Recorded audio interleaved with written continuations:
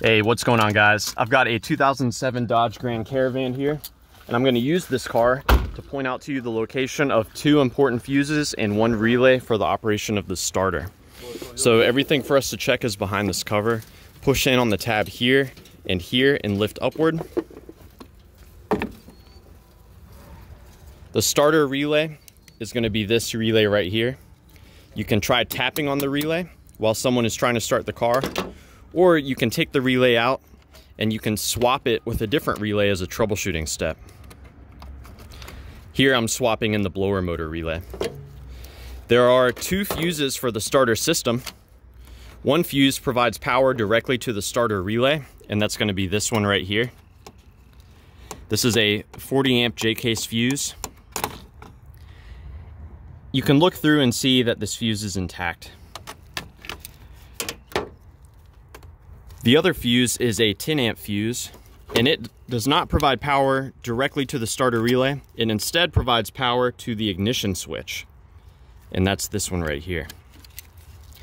Now we can see I've got these pins color coded, so I'm going to go over in detail how this is wired.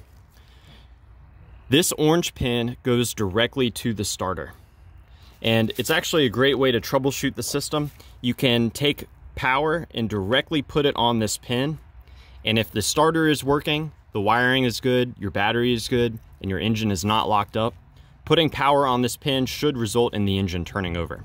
So be careful doing this. Make sure the car is in park and that nobody's hands are anywhere near the engine. When this relay is energized, it takes power from this red pin and sends it here. And this red pin goes to this starter fuse right there. The relay is controlled by both the ignition switch and the computer. The ignition switch, when you turn the key to the start position, sends power onto this pin right here.